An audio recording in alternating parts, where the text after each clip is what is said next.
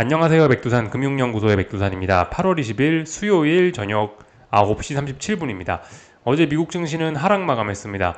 분명히 분위기가 안 좋았는데, 근데 이 가만히 좀 지켜다 보면은 어젯밤은 막 엄청난 급락장, 막 공포가 지배한 그런 시장까지는 아니었습니다. 그러니까 약간 구분을 할 필요는 있을 것 같아요. 분명히 어젯밤 하락한 나스닥 같은 경우는 많이 하락하기도 했지만, 이게 전반적인 시장의 붕괴로까지는 아직 보이지는 않는다. 이런 의미입니다.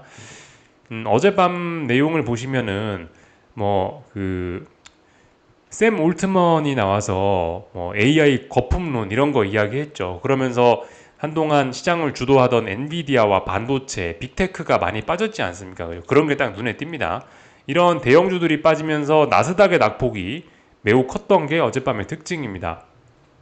근데 시장은 독특하게도 이 대형주가 하락을 함에도 불구하고 긍정적인 부분을 찾아서 뭔가 상승시키려는 노력도 분명히 하긴 했습니다. 보시면 이렇게 초록색 부분이 굉장히 많이 있습니다. 그래서 이 다우 지수를 물론 이제 미국의 대표 지수라고 할 수는 없겠지만은 다우 같은 경우는 뭐 약하지만 상승 마감하기도 강보합이라고 보통 표현하죠. 이 정도는요.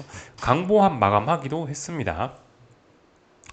하여튼 그 어제 샘 올트만이 AI 거품론 이야기하면서 반도체가 많이 빠지기도 했는데 거기에 더해서 중국이 외국산 칩 사용을 제한한다라는 그런 소식까지 좀 작용을 하면서 아무튼 특히 빅테크와 이 나스닥이 많이 빠졌죠.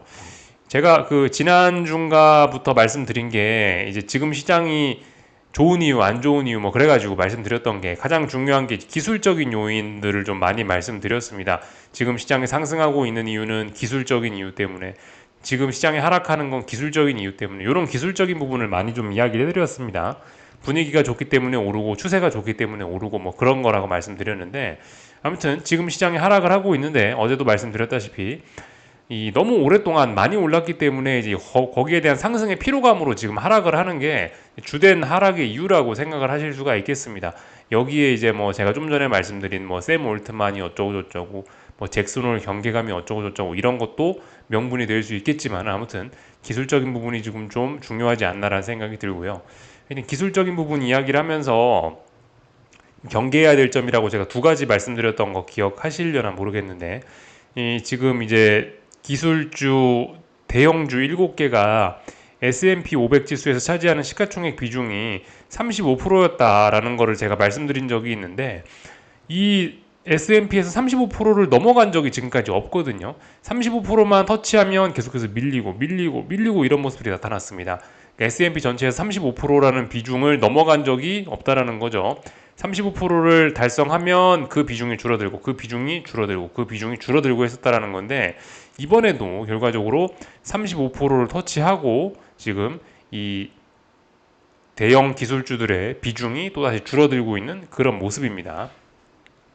지금 시장이 이렇게 하락을 하는 거는 지나친 빅테크 쏠림이 좀 완화되는 그런 모습이라고 볼 수가 있겠습니다. 너무 한동안 AI, 빅테크의 쏠림이 심했다, 과열됐다, 그런 거를 살짝 회복하는, 아직까지는 그런 긍정적인 과정으로 볼 수 있겠어요. 아직까지는요. 그래서 눌림시 매수, 그런 이야기를 드리고 있죠. 근데 아무튼 중요한 거는 이 친구들이 7개 종목밖에 안 되는데, S&P 전체에서 시가총액 비중이 35%나 되다 보니까 이 친구들의 비중이 시장에서 줄어든다라는 것은 그만큼 시장 전체가 흔들릴 수 있다라는 그런 이야기이기도 합니다. 그죠? 대형주인데 대형주가 흔들리면 당연히 시장 분위기가 안 좋을 수밖에 없다라는 겁니다. 그러나 어디까지나 이런 아직까지는 이제서야 막 빠지기 시작한 거기 때문에 이런 하락 한 방으로 막 시장 분위기가 급속히 얼어붙고 패닉으로 가고 그것까지는 아닌 거죠. 아직까지는 온기가 남아는 있습니다. 아직까지 온기가 남아있는 가운데 지금은 이제 이 어떤 지금 건전성을 회복하려는 그런 과정으로 보이기도 합니다. 다만 근데 계속해서 말씀을 드리지만은 이 지난번 상승이 너무 좀 과했다, 쏠림이 심했다, 이런 것들을 지금 이제 이런 것들이 해소가 되고 있는 과정이라 아직은 긍정적으로 볼 수 있을지 모르겠습니다만은 근데 이런 것들이 제법 좀 생각보다 큰 하락 시세로 연결도 될 수 있기 때문에 그러니까 이 추세란 게 무섭거든요. 상승할 때 어디까지 올라갈지 모르고요. 하락할 때 어디까지 떨어질지 모릅니다. 이런 추세의 무서운 점이 있기 때문에 사실 지금은 분명히 경계가 필요합니다. 제가 어쨌든 누누이 아직까지는 긍정적으로 봐야 된다라 말씀드리고 있지만 지금 찔끔찔끔 빠지고 있는 이것이 어떤 하락 추세로의 전환을 위한 그런 준비 과정일 수도 있다라는 그런 생각은 그런 가능성은 열어놓고 좀 보셔야 될 필요가 있다라고 봅니다. 지난번에 제가 아무튼 요거 빅테크 종목들의 비중이 너무 많다라는 이야기를 드렸었고 또 하나는 뭐였죠? 펀드 매니저 서베이를 했는데 펀드 매니저들 조사를 했는데 현금 비중이 너무 낮아졌다고요. 이미 주식을 살 사람들이 다 사서 현금 비중이 낮아졌는데 더 이상 그렇다면 추가로 주식을 살 돈이 모자라겠죠. 그렇다면 주식을 끌어올리기가 어려워진다. 이런 점들 때문에라도 어쨌든 그러니까 전반적으로 지금 시장의 쏠림이 좀 심하기도 하고 전반적으로 사람들이 주식을 많이 갖고 있기도 하고 그래서 아무튼 이런 조정이 이런 거를 좀 해소하는 이런 과정이 생각보다 오래 걸릴 수도 있고 이 추세랑이 무섭기 때문에 이렇게 빠지기 시작하면은 좀 많이 빠질 수도 있다라는 거를 아무튼 생각을 해야 되겠습니다. 긍정적으로 보긴 봐야 되는데 아직까지는. 근데 문제는 이 지금 이제 조정이 진행 중이고 이 조정의 바닥이 나타나지 않았다라는 거. 어디가 바닥인지 아직 모른다라는 겁니다.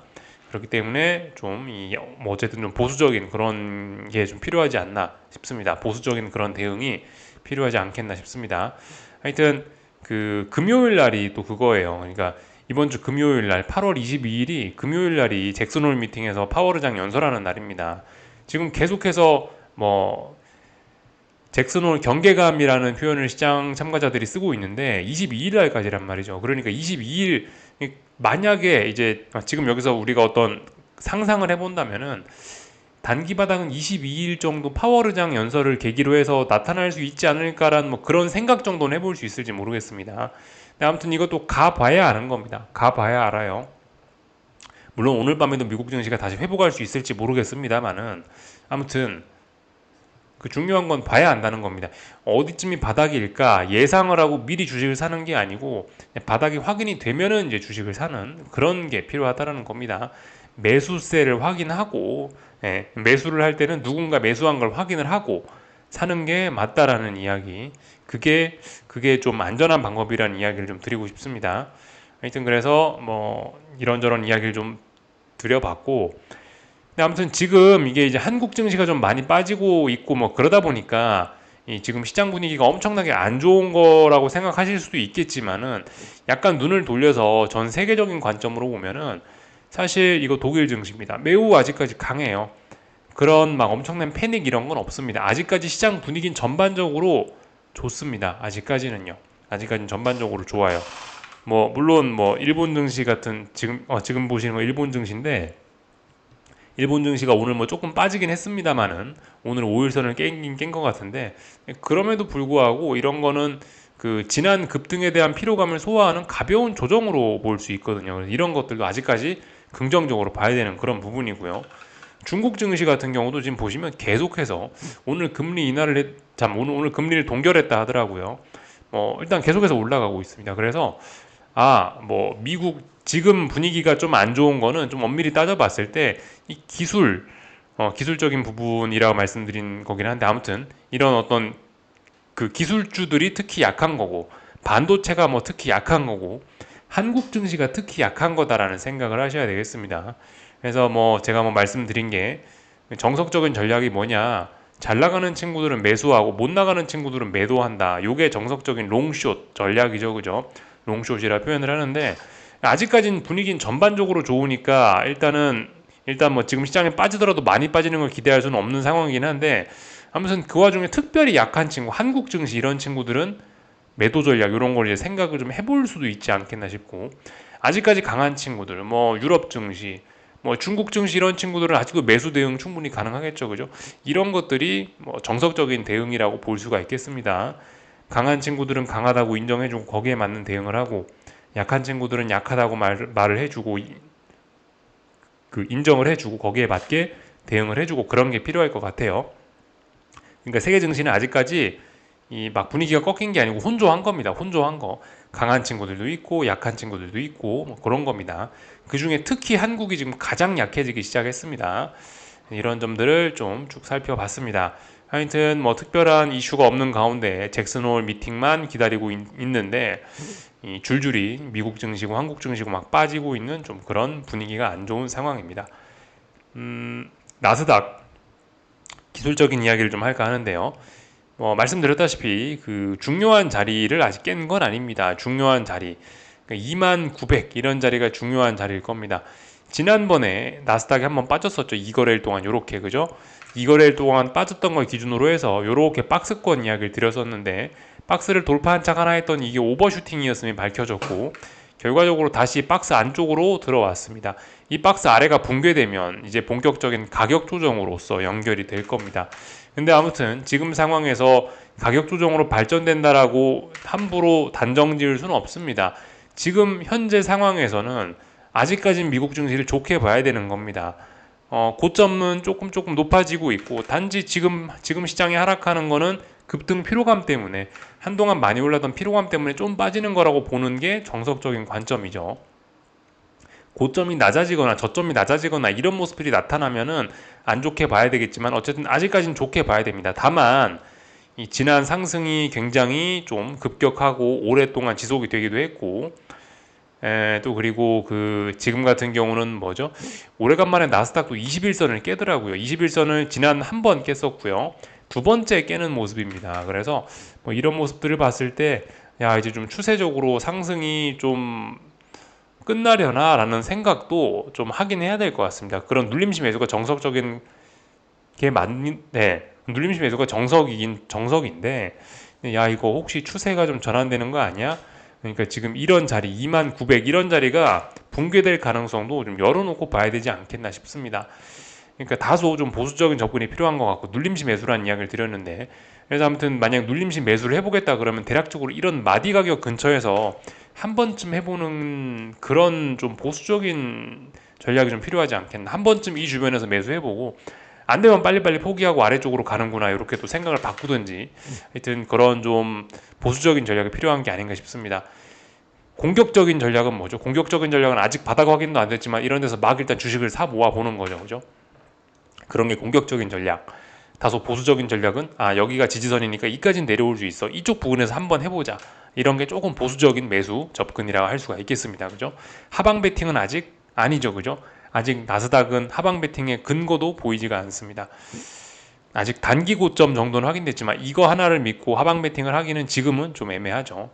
아무튼 미국 증시는 아직도 강하긴 강한데, 어쨌든 빅테크 쏠림이 너무 심했기 때문에 그런 거를 좀 해소하는 그런 긍정적인 과정으로 아직까지는 봐야 되겠고, 다만 이제 대형주들이 분명히 빠지고 있는 거기 때문에 시장 분위기는 좀 처질 수밖에 없는 그런 측면이 있고요. 그러나 러셀 지수 이런 걸 보시면은 아직까지 시장 자체가 막 패닉으로 가고 그런 것까지는 아니다. 아직은 이런 움직임을 건전하고 좋은 것으로 긍정적으로 해석할 필요가 있다 말씀을 드렸습니다.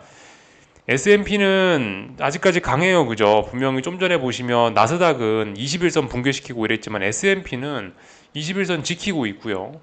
아직까지 뭐 그렇게 위협적인 자리까지 내려오지도 않았습니다. 물론 다시 박스권, S&P도 이렇게 박스 레벨을 볼 수가 있겠지만은 지금 이 박스 안쪽으로 들어왔죠. 조금 얘도 좀 이제 상승 탄력이 둔화가 된 겁니다. 그러나 나스닥보다는 흐름이 좀 나쁘진 않죠.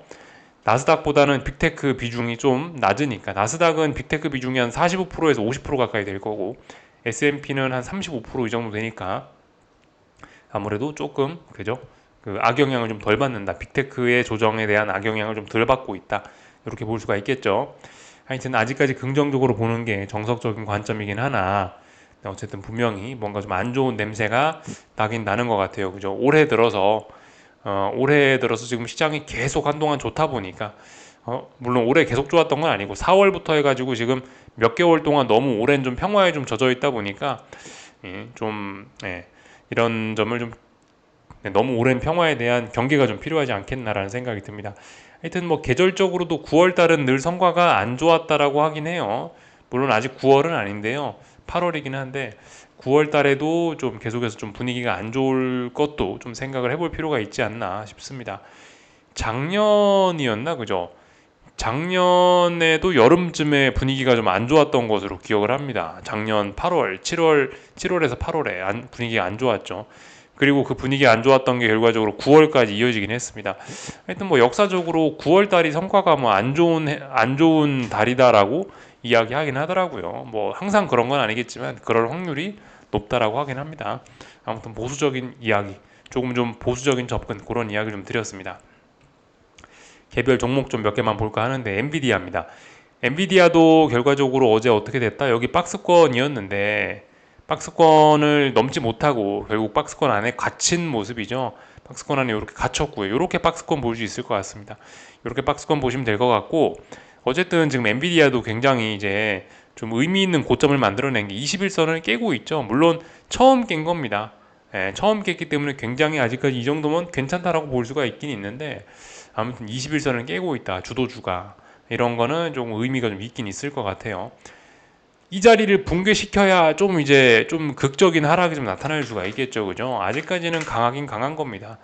그렇지만 단기적으로 여기를 못 넘어가고 있기 때문에 엔비디아는 만약에 이제 좀 공격적으로 하방을 생각하시는 분들은 이제 이런 자리가 하방 베팅의 근거가 될 수가 있겠죠.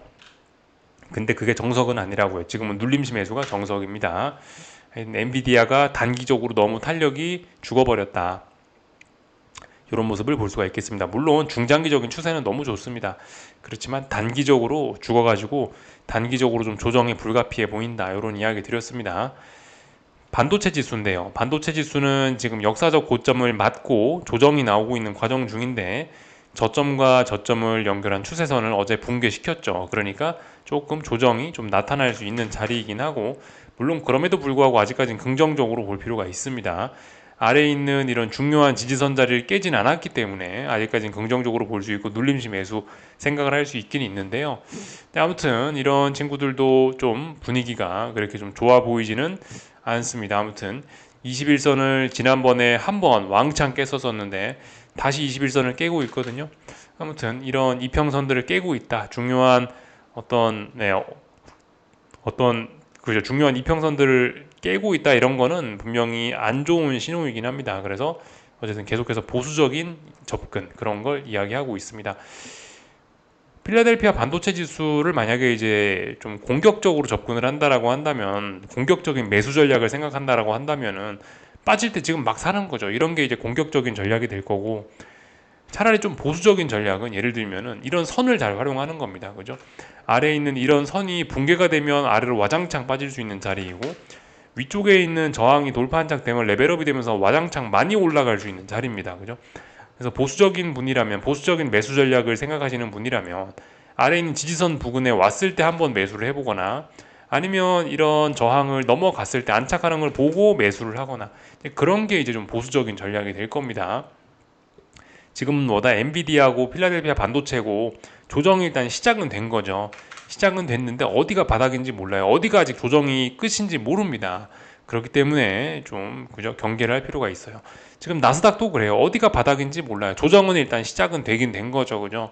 어디가 바닥인지 몰라요. 바닥 확인 전까지는 아무튼 섣부른 매수는 조금 위험할지도 모르겠다 싶습니다. 변동성 같은 걸 좀 보자면요. 변동성이 아직까지는 그러니까 미국 증시가 안정적이긴 해요. 단기 바닥은 좀 만드는 듯한 모습이긴 하거든요.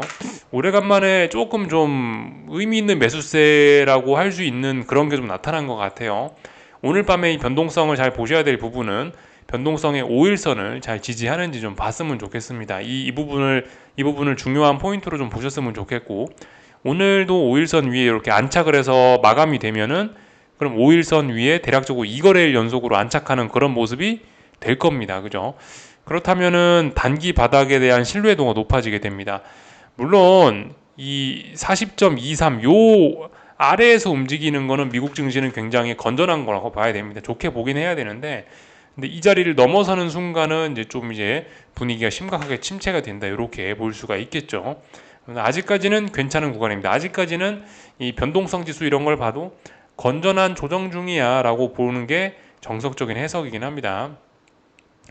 하여튼 이 본격적인 시장에 대한 어떤 걱정은 이런 가격들을 넘어서는 레벨업을 할 때 그런 때는 이제 좀 심각하게 걱정을 해야 될 수 있습니다. 어쨌든 아직까지는 매우 긍정적으로 볼 필요가 있겠습니다. 미국 증시는요. 긍정적으로 보는 게 정석적인 전략입니다. 물론 말씀드렸다시피 그죠? 그 나스닥 같은 경우 21선도 깨고 있고 고점을 높이는 이런 고점을 높이는 속도나 폭이 너무 좀 둔화되고 있기 때문에 또 그리고 지금까지 너무 많이 올랐었기 때문에 좀 추세적으로 좀 오래 빠지는 것도 생각을 해보긴 해야 된다. 그런 이야기를 그죠? 그런 경계를 말씀을 좀 드렸습니다.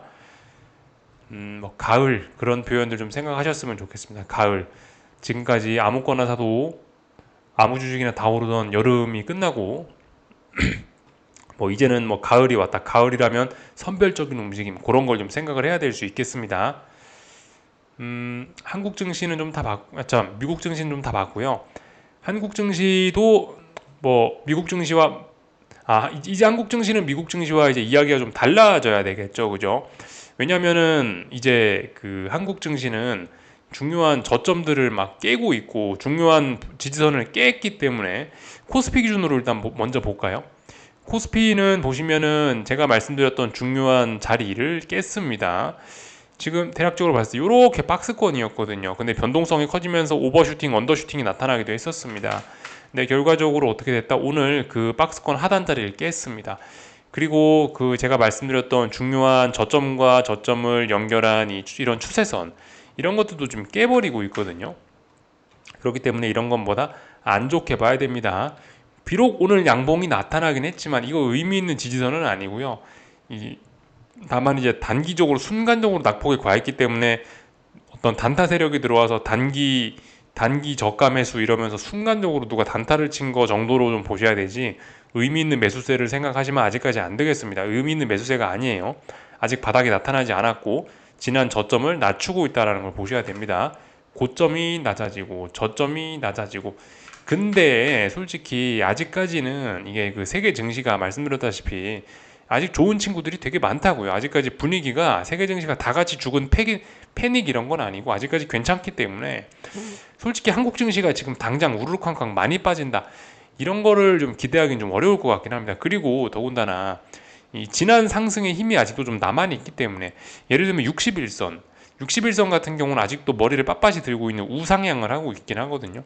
이런 친구들이 어떤 지지선의 역할을 좀 해줄 수는 있겠습니다. 그래서 솔직히 아직 바닥은 나타나지는 않았습니다. 그래서 더 빠질 수 있긴 있는데 솔직히 지금 당장 막 풋옵션이 막 초대박이 나고 그런 걸 기대할 때는 아니긴 합니다. 지금은 솔직히 빠지곤 있으나 하락을 하더라도 좀 느릿느릿 하락하는 약간 좀 제한적인 하락 그런 거 좀 생각해야 되지 않을까 싶긴 해요. 풋옵션을 봐도 지금 당장 어떤 저항을 뚫어낸 게 아니거든요. 풋옵션을 봐도 지금 풋옵션은 이제 바닥을 확인하고 있는 과정 중이란 말이에요. 지금 당장 으쌰으쌰 하면서 위로 올라갈 힘을 쓸 때까지는 아니거든요. 물론 근데 한국 증시를 좋게 볼 수는 없습니다. 한국 증시는 중요한 지지선도 코스피는 중요한 지지선도 깨고 있고 21선도 깨고 있고 고점도 낮추고 있고 저점도 낮추고 있기 때문에 앞으로 미래 전망은 좀 안 좋게 볼 필요가 있을 것 같긴 한데 그렇다라고 해서 지금 당장 이게 막 폭설이 내리는 막 그 한겨울로 가는 것까지는 좀 그런 것까지는 일단 좀 경계를 해야 될 것 같습니다. 그죠? 이 좀 뭐든 좀 제한적으로 해석할 필요가 있을 것 같아요. 그죠? 한국 증시 분위기가 안 좋긴 하나 한겨울까지는 아니다라는 생각입니다. 그렇다라고 해서 사실 분위기가 이렇게 안 좋아졌는데 뭐 개별 종목 매매하기도 뭐하고 좀 애매해진 겁니다. 그러니까 사실 지금 같은 구간이 제 생각에는 한국 증시는 뭐도 할 게 없는 그런 자리, 아무것도 할 게 없는 뭐 그런 자리가 아닐까 싶은 생각이 좀 들어요. 뭐 종목들이 강해서 뭐 종목을 매매하기도 좀 뭐하고 하방 베팅을 하기도 사실 그렇게 큰 거를 기대하기는 좀 어려운 자리일 수 있고 그냥 약간 시간만 좀 가는 그런 답답한 자리가 아닐까라는 생각이 듭니다. 하여튼 뭐 그런 이야기를 좀 드려봤고 그래서 코스피가 좀 힘이 좀 많이 빠지고 있죠. 코스닥도 뭐 그렇긴 합니다. 코스닥도 힘이 많이 빠지고 있습니다. 코스닥은 이제 보시면 그 자리가 좀 애매하다 뭐 그런 이야기를 좀 드렸었는데 이 저점과 저점을 연결한 선이 빨간색 선이 올라가고 있고 이게 어떤 중요한 어떤 지지선으로서 역할을 하나 하기도 했고요. 또 마침 비슷한 자리에 1307이라는 자리는 여기 그죠? 지난번 직전 고점으로서 지난번 어떤 중요한 마디 가격으로서 역할을 해서 지지선이란 말입니다. 근데 이 빨간색 선과 이 1307이라는 자리가 대략적으로 뭐 비슷하지는 않지만 어느 정도 좀 근처에 있긴 합니다. 그래서 이쪽 부근은 두루뭉술하게 지금 어떤 지지력이 있는 자리이긴 한데 중요한 자리이긴 한데요. 또 그리고 이쪽 부근에 61선도 올라오고 있고 그래서 아무튼 오늘 뭐 양봉을 만들어냈긴 했는데 그 지지력이 강한 자리니까 그만큼 중요한 자리니까 양봉을 만들어내긴 했는데 아무튼 이런 거는 의미 있는 매수세는 아니고 아직까지 바닥 확인이 안 된 겁니다. 줄줄줄 빠지고 있다라고 좀 볼 수가 있겠고요. 안 좋게 보긴 봐야 되겠습니다. 이 더군다나 그죠? 이 고점과 고점이 코스닥은 낮아지고 있는데 이번에 이 선에 못 닿았단 말이에요. 2번 연속. 그렇기 때문에 여기에 대한 대가를 좀 치르긴 치러야 될 수 있습니다. 그래서 이 코스닥 좀 이제 부정적으로 좀 봐야 될 필요가 있을 것 같아요. 물론 여기가 뭐 전저점 자리가 있어서 뭐 이쪽 부근이 말씀드렸다시피 매물대라 가지고 뭐 느릿느릿하게 뭐 어떤 뭐 당장 막 대폭락을 하거나 그럴 것 같지는 않아 보입니다만은 분명히 힘은 없어요. 예. 그렇게 지지선이 있고 그렇게 매물대 그렇게 중요한 자리면 여기서 누가 확 사줘서 장대 양봉이 올라와야 되는데 그렇지는 않습니다. 그냥 그래 여긴 매물대니까 그래 한번 단타 하나 쳐볼까 하고 누군가 살짝 돈이 조금 들어온 그 정도 느낌. 아직까지 뭐 강한 매수세는 보이지 않고 바닥은 확인되지 않았습니다. 61선에 지지를 하는 모습이라고 생각하실 수도 있지만 아직은 이거 의미 있는 지지력이라고 보기가 어렵습니다.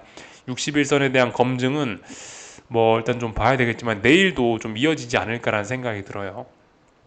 아무튼 바닥이 안 나오고 있다라는 것을 볼 수가 있겠습니다. 다만 코스닥은 어쨌든 만년 박스권이기 때문에 뭐 지금 이 자리가 붕괴되면 여기까지 내려올 수 있고 뭐 이 정도 생각을 할 수가 있겠습니다. 예. 막 그렇게 하락의 목표치가 막 당장 크게 잡히거나 그러진 않아요. 하락의 목표치가 막 당장 저기 밑으로 가는 것도 아니고 뭐 상승의 목표치가 저기 위로 올라가는 것도 아니고 어쨌든 코스닥은 물론 변동성이 크기 때문에 그 좁은 그 작은 목표치도 사실 달달할지 모르겠습니다만은 막 그렇게 큰 움직임을 기대하기는 좀 어려운 정말 오랜 박스권에 노는 그런 증시다라는 걸 좀 생각을 하셔야 되긴 하겠습니다. 하여튼 그래서 한국 증시는 지금 좀 좋게 보기는 조금 껄끄럽다 그죠? 그렇다라고 해서 지금 당장 대폭락 이런 거를 기대하기도 조금 좀 어렵고 하여튼 뭐 그런 상황입니다. 하여튼 오늘 바닥 확인이 안 됐습니다. 그냥 계속해서 빠지고 있는 거예요.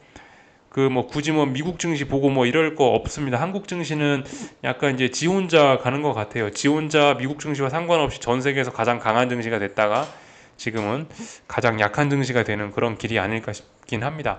하여튼 지금 이런 상황 뭐 어떤 기술적인 분석을 뭐 해보면은 야 그래도 여기서부터 여기까지 이렇게 올랐는데 코스피가 이 정도 조정은 당연한 거다 또 올라간다라고 생각하실 수도 있긴 있는데 사실 그게 뭐 그게 말도 안 되는 소리는 아닌데 그런 관점도 분명히 타당하긴 한데요. 아무튼 한국 증시는 아무튼 좀 굉장히 투기적이라서 그런 어떤 뭐 상승의 목표치가 잘 적용이 안 되는 경우가 좀 종종 있긴 합니다. 어쨌든 계속해서 이런 부분 21년도의 흐름을 한번 생각해 보시면 좀 좋을 것 같긴 해요. 하여튼 또 그리고 지금 이런 자리에서 뭐 국내 주식시장과 관련한 뭐 여러 가지 세금과 관련된 불확실성도 좀 많이 있고 이 시장 제도와 관련된 그런 불확실성도 좀 많이 악영향을 좀 미치고 있고 그래가지고 한국 증시 이 막 어떤 큰 상승의 목표 지금 계속해서 긍정적으로 보기에는 아무튼 힘이 너무 순간적으로 많이 빠져버리고 있습니다. 다른 나라들은 그죠? 어제 말씀드렸다시피 다른 나라들은 여름에서 이제 가을이다 이런 느낌으로 갔는데 이 한국 증시 지 혼자 갑자기 늦가을로 왔어요. 늦가을. 갑자기 서리가 내리고 있습니다. 남들은 가볍게 뭐 찬바람이 살랑 뭐 아침 저녁으로 서늘한 느낌이라면 한국은 갑자기 막 단풍이 지고 이제 막 서리가 내리고 있는 그런 상황이 됐습니다. 남들과는 좀 겨울이 굉장히 좀 빨리 오려고 하는 듯한 그런 모습이 좀 있습니다. 환율도 그래요. 그죠? 그래서 환율도 지금 뭐 보시다시피 이런 모습입니다. 물론 뭐 아직은 뭐 중요한 자리를 넘어선 건 아닌데 이런 흐름이면은 여기서 지금 힘을 모았던 걸 위쪽으로 결과적으로 뿜어내려고 하고 있습니다. 그래서 원화 약세가 좀 나타나려고 하는 모습입니다. 아직 중요한 저항은 돌파 한착하지 못했습니다만 중요한 저항은 여기로 보실 수 있을 것 같아요.